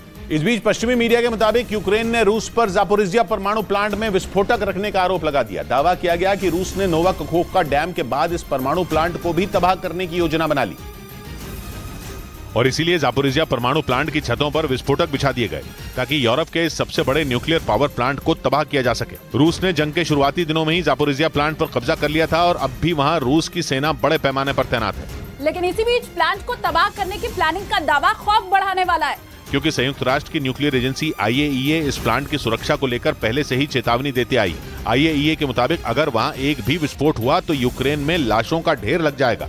उधर ब्रिटेन की सरकार ने वहां भारतीय उच्चायोग पर हमला करने वाले खालिस्तानी समर्थकों को सख्त कार्रवाई की चेतावनी दी। खबर है कि 8 जुलाई को लंदन में खालिस्तान समर्थक ने भारतीय उच्चायोग को घेरने की तैयारी की है, जिसे देखते हुए ब्रिटेन की सरकार ने पहले ही चेतावनी दे दी। ब्रिटेन के विदेश सचिव के मुताबिक भारतीय उच्चायोग के आसपास किसी भी तरह का प्रदर्शन किया गया तो सख्त कार्रवाई होगी। ब्रिटेन के विदेश सचिव ने ट्वीट करके ऐलान किया कि लंदन में भारतीय उच्चायोग में कर्मचारियों की सुरक्षा ब्रिटेन की पहली प्राथमिकता है। ऐसा इसलिए क्योंकि 8 जुलाई को खालिस्तान समर्थक लंदन में एक बड़े प्रदर्शन की तैयारी में है। बताया गया कि ये प्रदर्शन खालिस्तानी आतंकी हरदीप सिंह निज्जर की हत्या के विरोध में बुलाया गया। इस बीच विदेशों में खालिस्तान समर्थकों की तरफ से भारतीय राजनयिकों को धमकी देने वाले पोस्टरों पर भारत ने सख्त रुख अपनाया। विदेश मंत्रालय के प्रवक्ता अरिंदम बागची ने इसे आतंकवाद बताया। 5 दिन पहले खालिस्तान समर्थकों ने कनाडा, ब्रिटेन और अमेरिका में भारतीय राजनयिकों के खिलाफ पोस्टर चिपकाए थे, जिसके बाद विदेश मंत्रालय एक्शन में आ गया और उन देशों से बात की जहां जहां ये पोस्टर लगाए गए थे। भारत ने उन खालिस्तान समर्थकों पर एक्शन की मांग की जिन्होंने हिंसा भड़काने वाले ये पोस्टर लगाए। Posters inciting violence against our diplomats and our diplomatic premises abroad are unacceptable. Khalistan समर्थकों की तरफ से लगाए गए इन पोस्टरों में 2 भारतीय राजनयिकों को खालिस्तानी आतंकी हरदीप सिंह निज्जर की हत्या का आरोपी बताया गया, जिसके बाद विदेश मंत्रालय अपने राजनयिकों की सुरक्षा को लेकर अलर्ट हो गया। We have called on the government of Canada to take all steps to ensure the safety of our diplomats. विदेश मंत्रालय के मुताबिक अभिव्यक्ति की आजादी के नाम पर ऐसे पोस्टर लगाकर खालिस्तान समर्थक आतंकवाद को बढ़ावा दे रहे हैं। उधर खालिस्तानी आतंकी गुरपतवंत सिंह पन्नू ने एक वीडियो जारी कर अपनी मौत की खबरों को गलत ठहराया। 2 दिन पहले सोशल मीडिया पर ऐसी खबरें आई कि अमेरिका में हुए एक कार हादसे में उसकी मौत हो गई, लेकिन खुद गुरपतवंत सिंह पन्नू ने न्यूयॉर्क में संयुक्त राष्ट्र मुख्यालय के बाहर से एक वीडियो रिकॉर्ड कर सोशल मीडिया पर जारी किया। उसने वीडियो के जरिए कार हादसे में मौत से जुड़ी सभी अटकलों को खारिज कर दिया। खालिस्तानी आतंकी गुरपतवंत सिंह पन्नू पर 4 दिन पहले अमेरिका में भारत के वाणिज्य दूतावास पर हमले के लिए खालिस्तान समर्थकों को उकसाने का आरोप है। हमले की जांच कर रही NIA का मानना है कि गुरपतवंत सिंह पन्नू ने ही हमले की साजिश रची थी। हालांकि खुफिया सूत्रों ने दावा किया कि पाकिस्तान, कनाडा और ब्रिटेन में हाल ही में हुई खालिस्तानी आतंकियों की हत्या के बाद से ही वो अंडरग्राउंड चल रहा था, जिसके बाद उसकी मौत की भी खबरें सामने आने लगी थी। इस बीच दक्षिण अफ्रीका के जोहानिसबर्ग में गैस लीक होने से बड़ा हादसा हो गया, जिसमें महिलाओं और बच्चों समेत 16 लोगों की मौत हो गई। बताया गया कि जोहानिसबर्ग के जिस इलाके में यह हादसा हुआ वो अवैध खनन का गढ़ माना जाता है और यही वजह है कि पुलिस उस जहरीली गैस का पता लगाने में जुट गई जिसकी वजह से यह हादसा हुआ। बताया गया कि जोहानिसबर्ग के पास एक बस्ती में अवैध खनन के दौरान एक सिलेंडर से जहरीली गैस लीक हुई, जिससे लोगों का दम घुटने लगा। घटना की जानकारी मिलते ही दमकल विभाग की टीम वहां पहुंची और करीब 24 लोगों को अस्पताल में भर्ती करवाया, जिनमें 16 की मौत हो गई। जानकारी के मुताबिक जोहानिसबर्ग के आसपास वाले इलाकों में सोने का भंडार है, ऐसे में इन इलाकों में सबसे ज्यादा अवैध खनन होता है। उधर उत्तरी अमेरिकी देश मेक्सिको में 40 फीट गहरी खाई में एक बस गिरने से बड़ा हादसा हो गया, जिसमें 29 लोगों की मौत हो गई जबकि 19 लोग घायल बताए गए।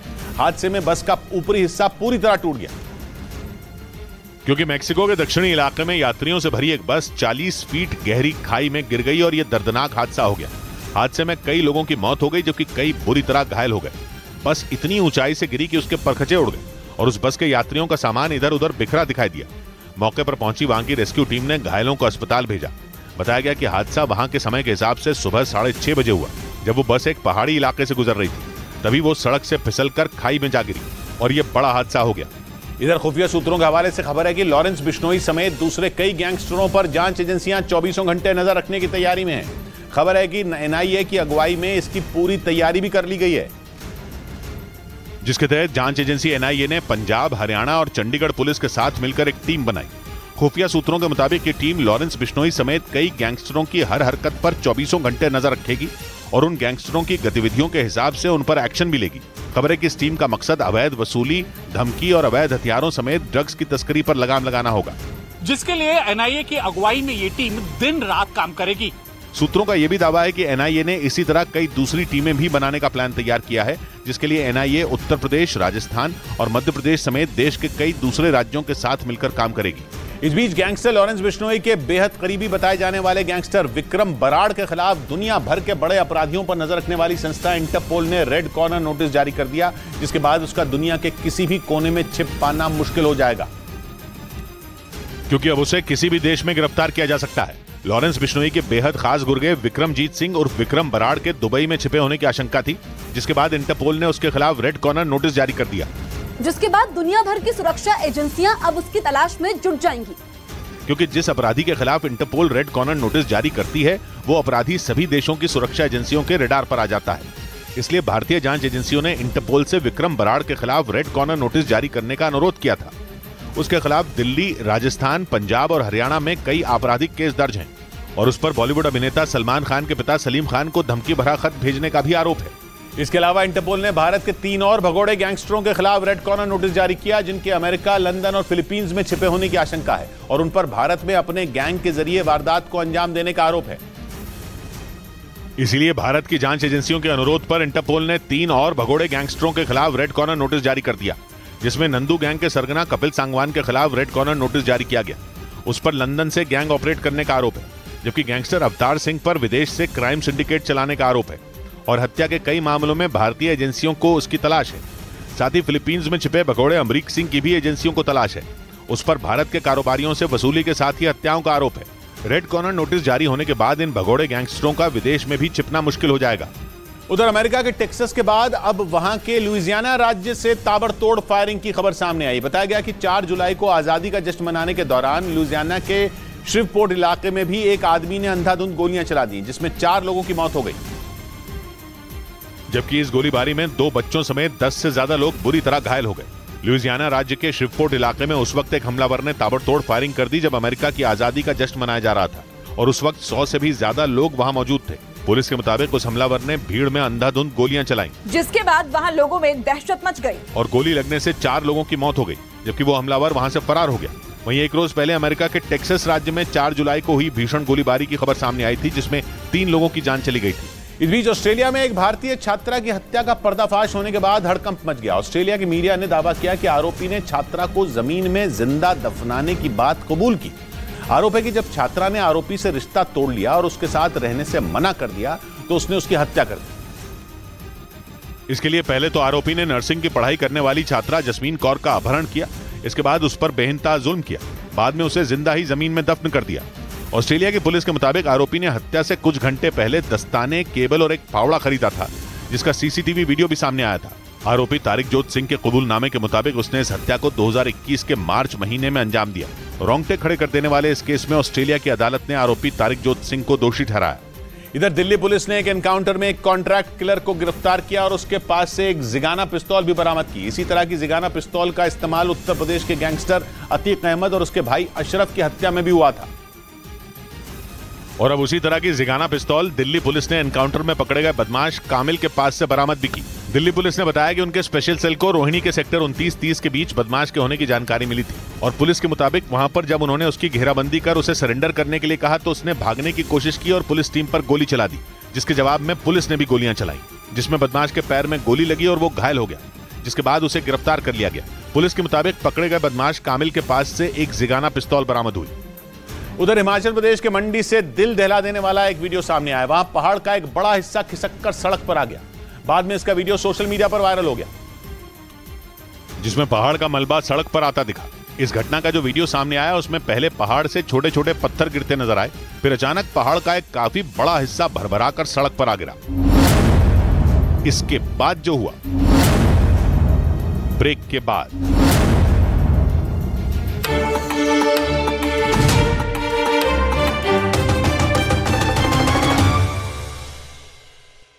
पहाड़ खिसक गया, जिसकी वजह से हाईवे बंद करना पड़ा।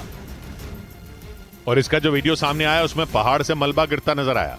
भारी बारिश की वजह से यहाँ पहाड़ का आधा हिस्सा टूट गया और काफी देर तक उसका मलबा बद्रीनाथ नेशनल हाईवे पर गिरता रहा। ऐसे में थोड़ी ही देर में हाईवे पर मलबा जमा हो गया, जिसकी वजह से हाईवे बंद करना पड़ा। बताया गया कि रास्ता बंद होने की वजह से हाईवे के दोनों तरफ लंबा जाम लग गया, जिसके बाद रास्ता साफ करने का काम शुरू किया गया और जल्द ही रास्ता फिर खोल दिया गया, जिससे हाईवे पर फंसे लोगों ने राहत की सांस ली। गाजा पट्टी में फिलिस्तीन के चरमपंथियों पर हमले करने में लगे इजराइल में सरकार के खिलाफ ही बगावत शुरू हो गई है। वहां हजारों लोगों ने सरकार पर हमला बोल दिया है। वो सड़कों पर उतर आए हैं। लोगों का गुस्सा इसलिए फूटा है क्योंकि वो तेल अवीव के शहर के पुलिस चीफ ने इस्तीफा दे दिया है और इसके पीछे उन्होंने सरकार के दबाव को वजह बताया है। तेल अवीव के पुलिस कमांडर ने दावा किया कि उन्हें वहां हो रहे सरकार विरोधी प्रदर्शनों को कुचलने के लिए कहा गया था, लेकिन उन्होंने सरकार की बात नहीं मानी, जिसकी वजह से उन्हें परेशान किया जा रहा था। इसलिए तेल अवीव के पुलिस चीफ ने अपने पद से इस्तीफा दे दिया, जिसके बाद पूरा का पूरा इजराइल विद्रोह की आग में सुलग उठा। एक पुलिस वाले को इंसाफ दिलाने के लिए इजराइल की जनता बागी हो गई। वो सरकार के खिलाफ खड़ी हो गई। इस्तीफे का ऐलान तेल अवीव के पुलिस चीफ ने किया, इसलिए सबसे ज्यादा जोरदार प्रदर्शन भी वहीं हुआ। इजराइल के मीडिया में अनुमान जताया गया कि अकेले तेल अवीव शहर में करीब 20,000 लोगों ने सरकार पर हल्ला बोल दिया। और पुलिस चीफ के जाने की खबर मिलते ही रात में ही घरों से निकल पड़े और तेल अवीव के मुख्य हाईवे पर कब्जा जमा लिया। सरकार के खिलाफ आवाज उठाने के लिए इजराइल का झंडा थामे प्रदर्शनकारी गाजे बाजे से लेकर पटाखों के साथ पहुंचे।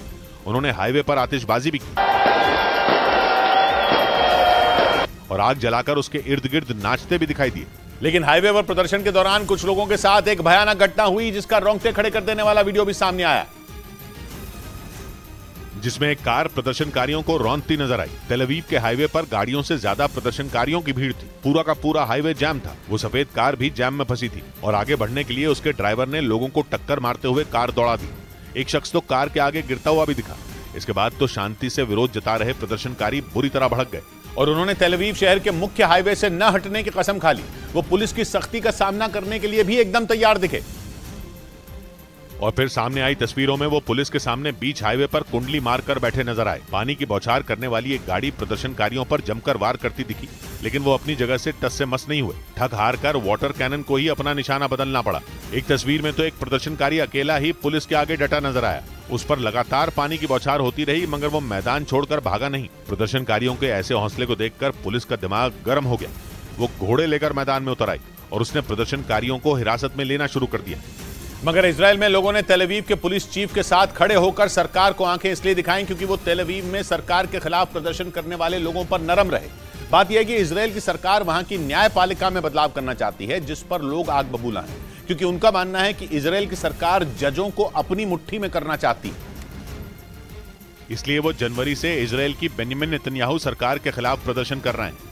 उन प्रदर्शनों ने इजराइल की सरकार के नाक में दम कर दिया और कहा जाता है कि इजराइल के राष्ट्रीय सुरक्षा मंत्री उन प्रदर्शनकारियों पर डंडा चलाने का आदेश दे चुके हैं। मगर तेल अवीव के पुलिस चीफ अमी एशद ने ऐसा नहीं किया और अब उन्होंने दावा किया कि उन्हें लोगों को प्रदर्शन करने की आजादी देने की कीमत चुकानी पड़ी, क्योंकि उन पर काफी राजनीतिक दबाव बनाया गया, जिसकी वजह से वो इस्तीफा दे रहे हैं। और इजराइल के अंदर मचे बवाल के बीच उसके पड़ोसी लेबनान ने भी उस पर धावा बोल दिया। पर लेबनान से हुए रॉकेट हमले के बाद इजराइल ने ऐसा जोरदार जवाब दिया कि लेबनान का दक्षिणी इलाका बमों की आवाज से थर्रा गया।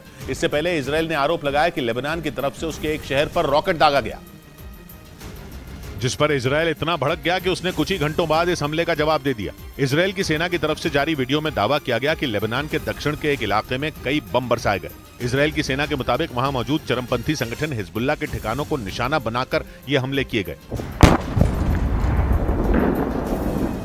इजराइल के साथ चरमपंथी संगठन हिजबुल्ला की पुरानी दुश्मनी है और ये संगठन कई बार चेतावनी दे चुका है कि उसका मकसद दुनिया से इजराइल का वजूद मिटाना है, क्योंकि इजराइल ने फिलिस्तीन, लेबनान, सीरिया और ईरान सभी जगह युद्ध जैसे हालात बना रखे हैं। माना जाता है कि हिजबुल्ला के साथ इजराइल का सबसे बड़ा दुश्मन ईरान खड़ा है, जो उसकी पूरी मदद करता है। बड़ी खबर आ रही है देश के कई राज्यों में हो रही बारिश से जुड़ी। मूसलाधार बारिश ने कई राज्यों में तांडव मचा दिया, जबकि मौसम विभाग ने गोवा, केरल, गुजरात, उत्तराखंड और उत्तर प्रदेश में बारिश का रेड अलर्ट भी जारी कर दिया, जिसका मतलब यह हुआ कि अगले 2 दिनों में इन राज्यों में भारी से बहुत भारी बारिश होगी। हालांकि पहले से ही उत्तर से लेकर दक्षिण भारत तक बाढ़ और बारिश ने हाहाकार मचा रखा है। कुछ जगह सड़कों पर सैलाब बहता नजर आया तो कई नदियों का पानी खतरे के निशान को पार कर गया। उत्तराखंड में कुछ जगहों पर पहाड़ से पत्थर टूटकर सड़कों पर आ गए, लेकिन मध्य प्रदेश के बड़वानी जिले में से तो डरा देने वाली तस्वीरें सामने आई। वहां नदी की उफनती लहरें देखते ही देखते एक ट्रैक्टर को बहा ले गई। हादसा उस वक्त हुआ जब नदी से रेत भर रहे मजदूर सैलाब में फंस गए, जिससे उनका ट्रैक्टर देखते ही देखते सैलाब में बह गया। वहां नदी में पानी का बहाव अचानक इतना तेज हो गया कि मजदूरों को फंसे हुए ट्रैक्टर को निकालने का भी मौका नहीं मिला। वो जैसे तैसे अपना ट्रैक्टर नदी में छोड़कर भाग खड़े हुए।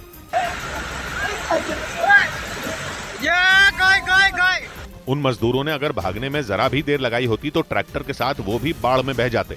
हालांकि नदी में बाढ़ आने से पहले उन्होंने फंसे हुए ट्रैक्टर को निकालने की पूरी कोशिश की, लेकिन वो इसमें कामयाब नहीं हो सके और उनका ट्रैक्टर सैलाब में किसी खिलौने की तरह इधर उधर पलटते हुए बह गया।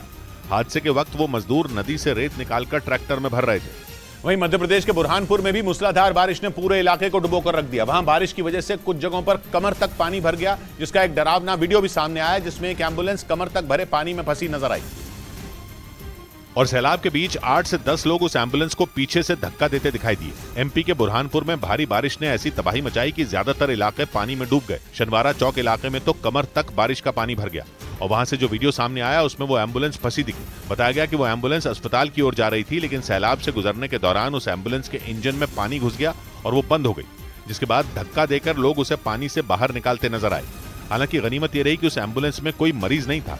और बुरहानपुर से ही बाढ़ का हैरान कर देने वाला एक और वीडियो सामने आया, जिसमें सड़कों पर कमर तक पानी भरा नजर आया। इस बाढ़ से लोग जूझते दिखाई दिए, क्योंकि वहां महज कुछ ही घंटों की बारिश के बाद चारों तरफ सैलाब उमड़ा है और कई इलाकों में सड़कें तालाब में तब्दील हो गई, जिसकी वजह से वहां आने जाने वाले लोगों की मुश्किलें बढ़ गईं। बुरहानपुर से जो तस्वीरें सामने आई उनमें एक मोटरसाइकिल सवार पानी के बीच संघर्ष करता दिखा। उसे कई लोग धक्का देकर निकालते दिखे। वहीं कई जगह घुटनों तक पानी भरा नजर आया और लोग कमर तक पानी में डूब कर जाते दिखे। वहीं एक वीडियो में एक ऑटो रिक्शा फंसा दिखा तो लोग उसकी मदद करते दिखाई दिए। इस बीच एक और तस्वीर में एक स्कूटर सवार भी सड़क पर आए सैलाब में फंसा दिखाई दिया। कई लोग मोटरसाइकिल को धक्का देकर जाते नजर आए। वहीं बुरहानपुर में आई इस बाढ़ के बीच एक पुलिसकर्मी अपनी ड्यूटी निभाता दिखाई दिया। उधर उत्तराखंड की राजधानी देहरादून में कुछ ही घंटों में इतनी जोरदार बारिश हुई कि पूरे शहर में तबाही आ गई। सड़कों का हाल किसी नदी जैसा हो गया, जिसमें गाड़ियां रेंगती नजर आईं। क्योंकि बारिश की वजह से देहरादून की हर सड़क पर बस पानी ही पानी नजर आया। आसमान से बरसी आफत के बाद वहां से जो वीडियो सामने आया उसमें सड़क किनारे खड़ी कई कारें छत तक डूबी नजर आईं। 3 फीट से ज्यादा भर चुके बारिश के पानी को चीरते हुए एक बस वहां से गुजरती दिखी। हालांकि उसका भी ज्यादातर हिस्सा पानी में डूबा दिखाई दिया। बारिश से बीच सड़क पर बने गड्ढों ने लोगों की मुसीबत और ज्यादा बढ़ा दी। एक कार सड़क किनारे बने गड्ढे में फंसी दिखाई दी, जिसे निकालने के लिए लोगों को काफी मशक्कत करनी पड़ी।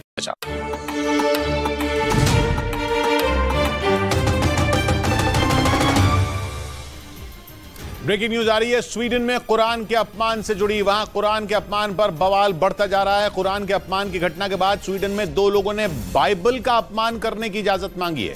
उन लोगों ने स्वीडन की पुलिस से इजरायल के दूतावास के बाहर बाइबल का अपमान करने की इजाजत मांगी है। इसके साथ ही स्वीडन में एक महिला ने कुरान का अपमान करने की भी इजाजत मांगी है। फिर से इससे पहले स्वीडन की राजधानी स्टॉकहोम में बकरीद पर एक शख्स ने वहां की मस्जिद के बाहर कुरान का अपमान किया था, जिसके बाद कई मुस्लिम देशों का गुस्सा भड़क गया था और उन्होंने स्वीडन को चेतावनी भी दी थी। और अब इजरायल के मीडिया ने दावा किया कि स्वीडन के 2 लोगों ने बाइबल का अपमान करने की इजाजत मांगी है, जिस पर इजरायल भड़क गया, क्योंकि इससे पहले स्वीडन में एक शख्स ने कुरान का अपमान किया, जिसकी इजाजत वहां की एक अदालत ने उसे दी थी। जिसके बाद कई मुस्लिम देश स्वीडन पर भड़क गए। इजरायल की मीडिया के मुताबिक स्वीडन की राजधानी स्टॉकहोम की पुलिस से वहां के 2 लोगों ने बाइबल का अपमान करने की इजाजत मांगी और इसी तरह वहां की एक और महिला ने कुरान के अपमान की इजाजत मांग ली। इजरायल की मीडिया ने यह दावा किया कि अभी तक स्वीडन की पुलिस ने उनके दावों को खारिज नहीं किया है, जबकि इससे पहले एक आदमी ने कोर्ट की इजाजत मिलने के बाद एक मस्जिद के सामने कुरान का अपमान किया था और अब 2 लोग इजरायल के दूतावास के सामने बाइबल के साथ भी ऐसा ही करने की मांग कर रहे हैं। हालांकि ये खबर सामने आने के बाद इजरायल बुरी तरह भड़क गया और उसने स्वीडन को बकरीद के मौके पर कुरान के अपमान की घटना के बाद हुए बवाल से सीख लेने की नसीहत दे दी। इधर हिमाचल प्रदेश के मंडी से दिल दहला देने वाला एक वीडियो सामने आया। वहां पहाड़ का एक बड़ा हिस्सा खिसककर सड़क पर आ गिरा।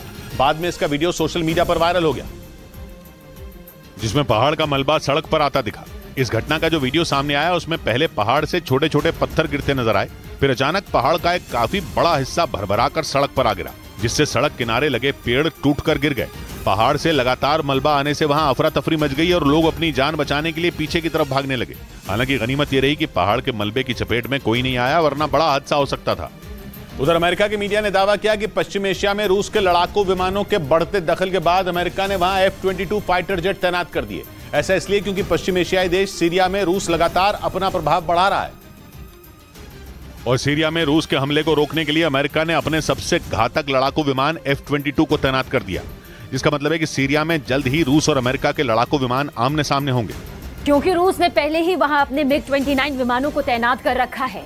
पश्चिमी मीडिया के मुताबिक रूस ने कुछ दिन पहले ही सीरिया के चरमपंथी संगठन SDF यानी सीरियन डेमोक्रेटिक फोर्सेस पर एयर स्ट्राइक की थी, जबकि इस संगठन का समर्थन अमेरिका करता है। इसी वजह से अमेरिका रूस पर भड़क गया और उसने रूस को जवाब देने के लिए वहां अपने F-22 लड़ाकू विमानों को तैनात कर दिया।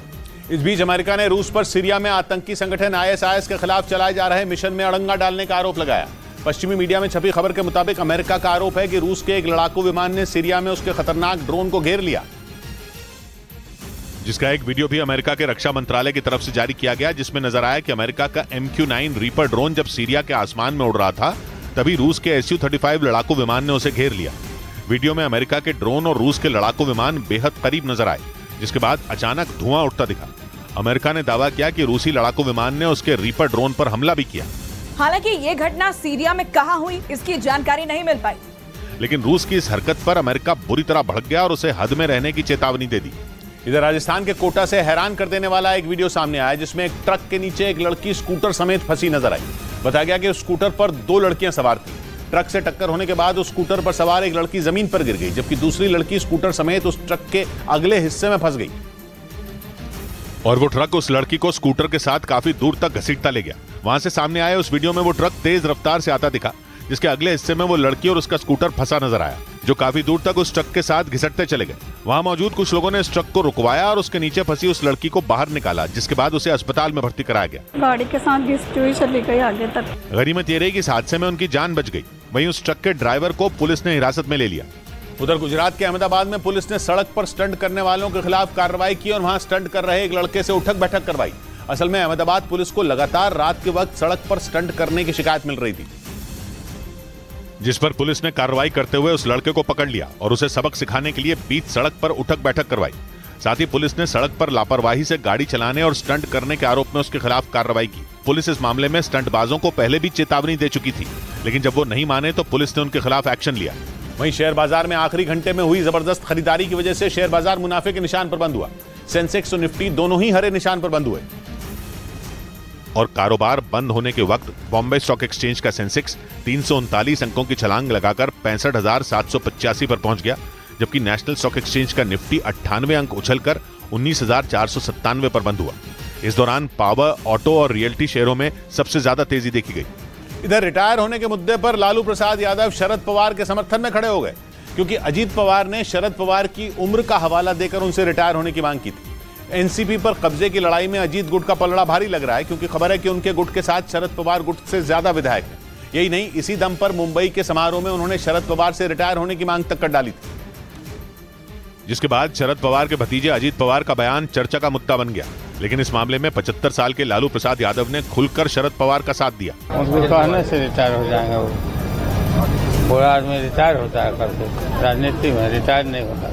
लालू ने ऐसा बयान इसलिए दिया क्योंकि शरद पवार से बगावत कर चुके अजीत पवार ने एक दिन पहले हुए कार्यक्रम में अपने दिल का सारा गुबार निकाला और शरद पवार की उम्र को हथियार बनाकर उनसे सियासत से रिटायर होने की मांग कर डाली थी। आता जर वय जास्त झालं, 82 झालं, 83 झालं, तुम्ही कधी थांबणार आहात का नहीं? पवार परिवार की लड़ाई अब एनसीपी और पार्टी के चुनाव चिन्ह घड़ी पर कब्जे तक आ चुकी है। वहीं खुलेआम एक दूसरे पर हमला करने वाले अजीत पवार और शरद पवार के बीच पोस्टर वॉर भी शुरू हो गई, क्योंकि पवार गुट ने अजीत पवार गुट को गद्दार बताया और उन पर वार करने के लिए दिल्ली में पार्टी दफ्तर के बाहर कटप्पा वाला पोस्टर लगा दिया, जिसमें बाहुबली फिल्म के सीन की तरह प्रफुल्ल पटेल शरद पवार की पीठ में छुरा घोंपते दिखे। अजीत पवार की बगावत से भड़के शरद पवार समर्थकों ने दो टूक बोल दिया कि पोस्टर में भले ही एक आदमी दिख रहा हो, लेकिन शरद पवार को पार्टी के कई नेताओं ने मिलकर धोखा दिया। 80 साल की उम्र में एक आदमी ने जो उनको इतना बड़ा बनाया और उसी आदमी की पीठ में इन्होंने छुरा घोंपा। कटप्पा वाला पोस्टर लगने से पहले वहां लगे वो पुराने पोस्टर हटा दिए गए, जिन पर प्रफुल्ल पटेल या अजीत गुट के दूसरे नेताओं की तस्वीरें लगी थीं। इस बीच महाराष्ट्र में मंत्रिमंडल विस्तार पर उठापटक की खबरों ने जोर पकड़ लिया। खबर है कि अजीत पवार चाहते हैं कि वित्त मंत्रालय उनके गुट को मिले। सूत्रों ने बताया कि इस मुद्दे पर उन्होंने रात में अपने बंगले पर बैठक भी की, जिसके बाद खबर उड़ी कि इसी मुद्दे पर एकनाथ शिंदे के आवास पर भी रात में ही बैठक हुई, क्योंकि अटकलें लगी कि शिंदे गुट को डर है कि अजीत पवार के आने के बाद उनकी पार्टी के लोगों को सही मंत्रालय नहीं मिलेगा। सूत्रों ने बताया कि असली पेच वित्त मंत्रालय पर फंसा है। उद्धव गुट वाली शिवसेना ने तो ये तक दावा किया कि शिंदे से उनकी कुर्सी छिनने वाली है। हालांकि एकनाथ शिंदे ने इन सारी अटकलों को खारिज कर दिया और इसमें ये तो सब रूमर है। अजित पवार जैसे ही महाराष्ट्र के डिप्टी सीएम बने, संजय राउत ने दावा कर दिया कि एकनाथ शिंदे से मुख्यमंत्री पद छिन जाएगा।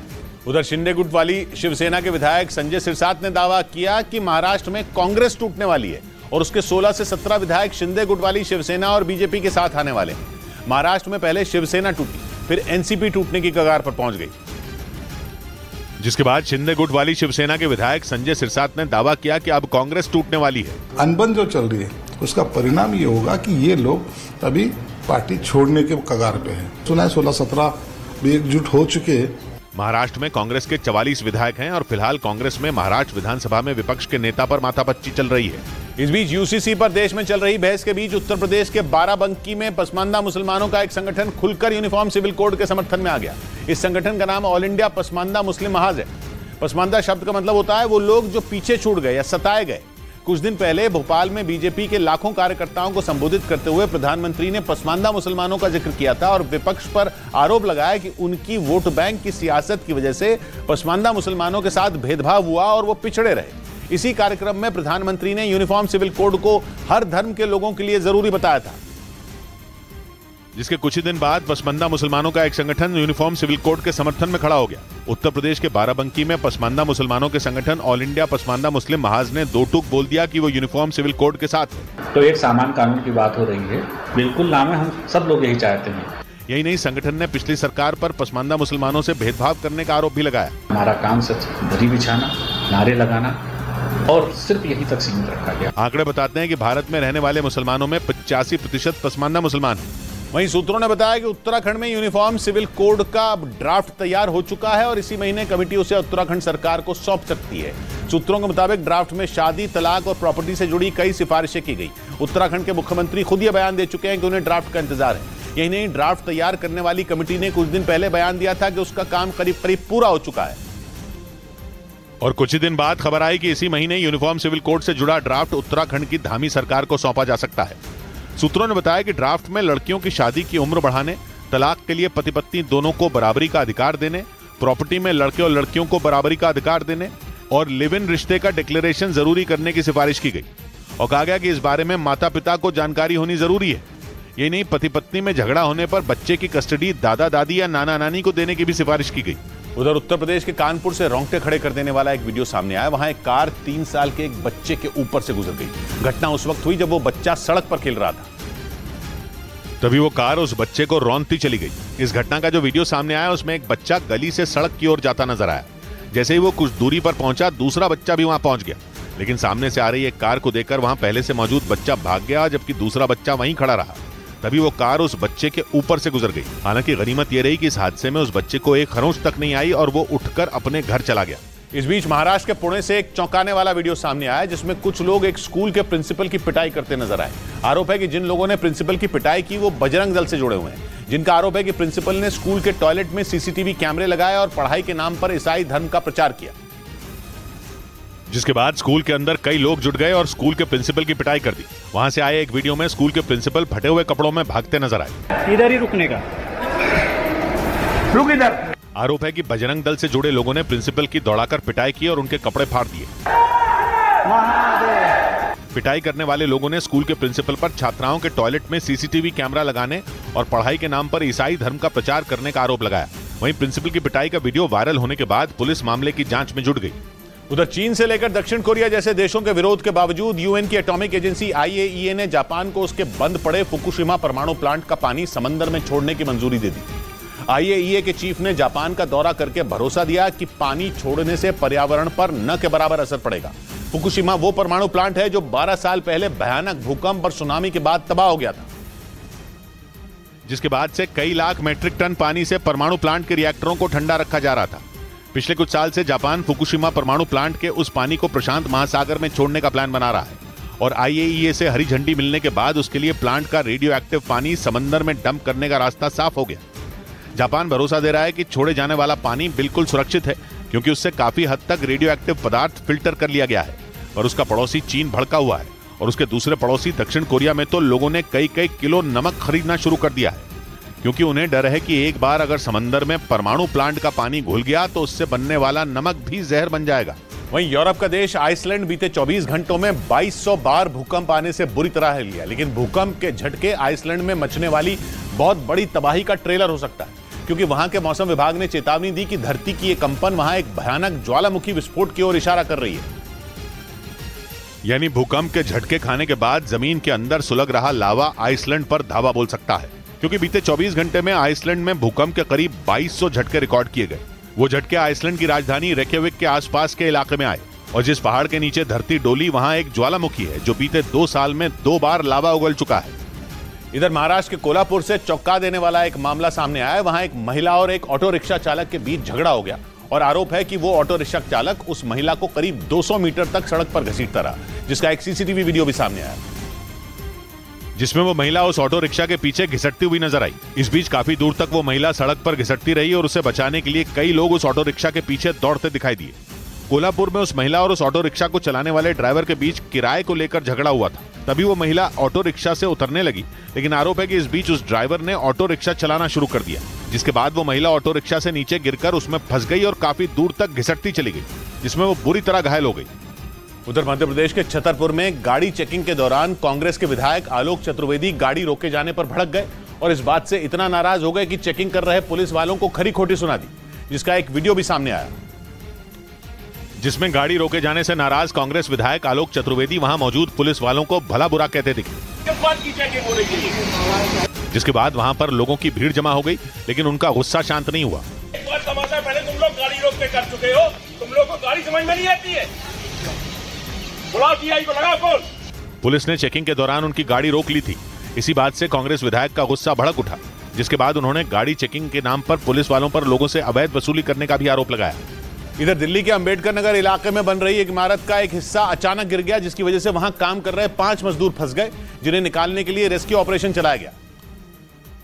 क्योंकि वहां हादसे के वक्त 5 मजदूर काम कर रहे थे। जब इमारत की 4थी मंजिल भरभराकर गिरी तो वो उसी इमारत में फंस गए, जिसके बाद वहां अफरा तफरी मच गई और उन फंसे मजदूरों को निकालने के लिए रेस्क्यू ऑपरेशन चलाया गया, जिसमें एक मजदूर को सुरक्षित बाहर निकालकर अस्पताल भेज दिया गया। रेस्क्यू में दमकल विभाग की 5 टीमें और उनके 25 कर्मचारियों को लगाया गया। यह हादसा एक स्कूल के पास हुआ। गनीमत यह रही कि उस वक्त स्कूल बंद था। उधर मध्य प्रदेश के ग्वालियर में सड़क खोदने के दौरान गैस की पाइपलाइन फट गई, जिससे गैस लीक होने लगी और उसमें आग लग गई, जिसके बाद वहां हड़कंप मच गया। बताया गया कि वह सीवर की पाइपलाइन डालने का काम चल रहा था, जिसके लिए सड़क खोदी जा रही थी। इसी दौरान गैस की पाइपलाइन फट गई और गैस लीक होने लगी और अचानक आग भड़क गई, जिससे इलाके में दहशत फैल गई। करीब आधे घंटे तक वहां आग धधकती दिखी। उसकी कई फीट ऊंची लपटों की चपेट में आने से वहां ऊपर से गुजर रहे बिजली के तार भी जल गए। बताया गया कि वहां सीवर की पाइपलाइन डालने के लिए सड़क खोदी गई, तभी वहां जमीन के नीचे डली गैस की पाइपलाइन में कोई नुकीली चीज लगी और वो फट गई, जिससे वहां आग लग गई। काफी ऊंचाई तक लाइट ये क्या नाम आग जा रही थी, अगर ये पीछे से बालवनी होता बड़ा हादसा भी हो सकता था। हालांकि पुलिस और दमकल की टीम ने पहुंचकर गैस की पाइपलाइन को बंद करवाया और आग को बुझा दिया। इस बीच सूत्रों के मुताबिक भारत के अपाचे हेलीकॉप्टर से मुकाबला करने के लिए पाकिस्तान ने चीन से सस्ते लड़ाकू हेलीकॉप्टर खरीदे, लेकिन उसकी ये चाल उल्टी पड़ गई, क्योंकि चीन के इस हेलीकॉप्टर में कई खामियां पाई गई, जिसके बाद पाकिस्तान की खुशी ज्यादा दिन टिक नहीं पाई, क्योंकि चीन का हेलीकॉप्टर Z-10ME ज्यादा ऊंचाई पर उड़ नहीं सकता। इसके साथ ही चीन के इस हेलीकॉप्टर के इंजन में भी कई खामियां पाई गई, जिसके बाद पाकिस्तान चीन से ठगा हुआ महसूस करने लगा। सूत्रों के मुताबिक पाकिस्तान ने चीन से करीब 20 लड़ाकू हेलीकॉप्टर की डील की थी, क्योंकि चीन ने पाकिस्तान को यह सपना दिखाया था कि ये हेलीकॉप्टर न सिर्फ लड़ाई में माहिर हैं, बल्कि ये दुश्मनों की पहचान करके उनका पता भी लगा सकते हैं। इतना ही नहीं, चीन ने दावा किया था कि यह हेलीकॉप्टर भारत के अपाचे हेलीकॉप्टर से भी बेहतर होगा, पर जिस तरह से इसकी खामियां सामने आई, उससे यह हेलीकॉप्टर पाकिस्तान के लिए सिरदर्द बन गए। उधर यूरोप के देश हॉलैंड में सरकार अगले साल तक स्कूलों में मोबाइल फोन और स्मार्ट वॉच पर प्रतिबंध लगाने वाली है। हॉलैंड सरकार का मानना है कि पढ़ाई के दौरान इन चीजों के इस्तेमाल से बच्चों का ध्यान भटकता है और इसका बच्चों की पढ़ाई पर बुरा असर पड़ता है। इसी वजह से उन्होंने स्कूलों में मोबाइल फोन, टैबलेट और स्मार्ट वॉच के इस्तेमाल पर प्रतिबंध लगाने का फैसला लिया। सरकार इस फैसले को जनवरी 2024 से सभी स्कूलों में लागू कर देगी, जिसके लिए इस साल अक्टूबर तक बच्चों के माता पिता और शिक्षकों को तैयार होना होगा। वहीं ब्रिटेन ने हॉलैंड सरकार के इस फैसले का समर्थन किया है और इसे बच्चों की पढ़ाई के लिए सही फैसला बताया। हॉलैंड सरकार का मानना है कि स्कूलों में इलेक्ट्रॉनिक गैजेट्स के इस्तेमाल से बच्चों का ध्यान भटकता है, जिसका सीधा असर उनकी पढ़ाई पर पड़ता है। इधर मध्य प्रदेश के रतलाम में एक घर के अंदर एक तेंदुआ घुसने से हड़कंप मच गया, जिसके बाद उस तेंदुए से जान बचाने के लिए उस घर के लोग घर से बाहर निकल आए, लेकिन उस परिवार का एक 12 साल का लड़का घर के अंदर ही फंस गया, जिसके बाद उसे बाहर निकालने के लिए गांव के लोगों ने रेस्क्यू ऑपरेशन चलाया और घर की छत के रास्ते उसे सुरक्षित बाहर निकाला। और उस तेंदुए को पकड़ने के लिए वन विभाग की टीम भी वहां पहुंच गई। उसने कई घंटों की मशक्कत के बाद बेहोशी का इंजेक्शन लगाकर उसे काबू किया और फिर उस पर जाल डालकर उसे पकड़ लिया। बताया गया कि इस तेंदुए को पकड़ने के लिए वन विभाग की टीम पिछले कई महीनों से कोशिश कर रही थी। उधर उत्तर प्रदेश के गाजीपुर में पुलिस ने मुख्तार अंसारी के रिश्तेदार के खिलाफ बड़ी कार्रवाई कर दी।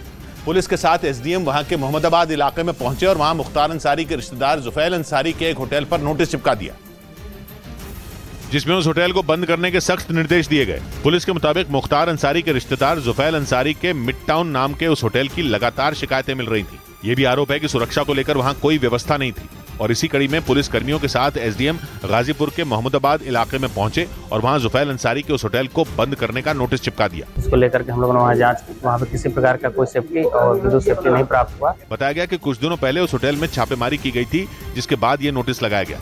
इस बीच ओडिशा की राजधानी भुवनेश्वर में एक रियल एस्टेट कंपनी के ठिकानों पर आयकर विभाग ने छापेमारी कर 30 करोड़ रुपए बरामद की।